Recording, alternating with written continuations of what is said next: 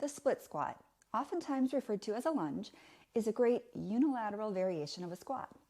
Unilateral or one-side exercises are good for fixing muscle imbalances, increasing core stability, improving balance, and developing motor skills. There are a lot of different unilateral exercises. Almost any exercise you do with both arms or both legs can be done as a unilateral exercise. One of the simplest and most beginner-friendly unilateral exercises may be the split squat. Now, you might be thinking, how is this a unilateral one-side exercise when both my feet are on the ground? Well, if you notice, when you're in the squat, the front leg is mimicking the same shape as a squat. You've got flexion at the hip, flexion at the knee, flexion at the ankle, right? Whereas the back leg, let me switch, so this is the back leg. The back leg is either hip is neutral, or if you have a longer stance, you even have hip in extension. So front leg, hip flexion, knee flexion, ankle flexion, just like in a squat. So the front leg is mimicking that squat pattern and is doing more of the work in a split squat. To set up your split squat, you want to stand with your feet hip distance apart. A lot of times people, when they're first starting out, they might try and stand on like railroad tracks, which makes it really hard to balance. And there's no reason to do that. Go ahead, stand with your feet hip distance apart, maybe even a little wider if that wider base helps with your balance. Now, how long your stance is, how far back the back leg is, how far forward the front leg is, that's going to depend.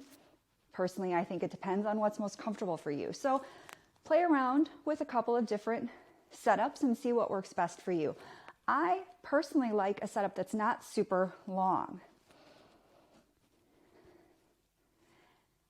And then you just slowly lower until your knee almost touches the ground. Notice your back heel is lifted, weight is pushing through your front foot, and then you exhale and you push to stand. Now, notice something about my front knee and about my torso.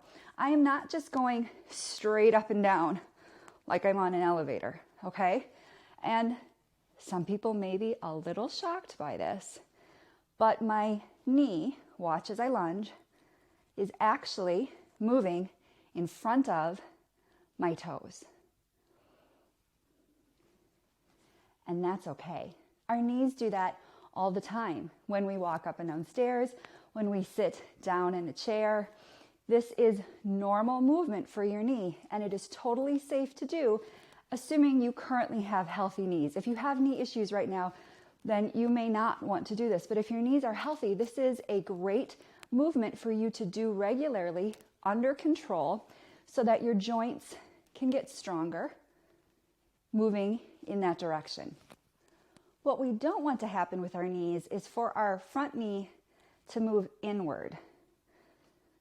So like this, as you lower, as you push back up. So for me personally, when I hear the words or the phrase knees over toes, I don't think of it as my knees can't go forward past my toes. I think of it as I want my knees pointing in the same direction as my toes. So I want them to continue to point this way, not this way. Okay. So again, split squat. Feet hip distance apart or wider to give you easier balance.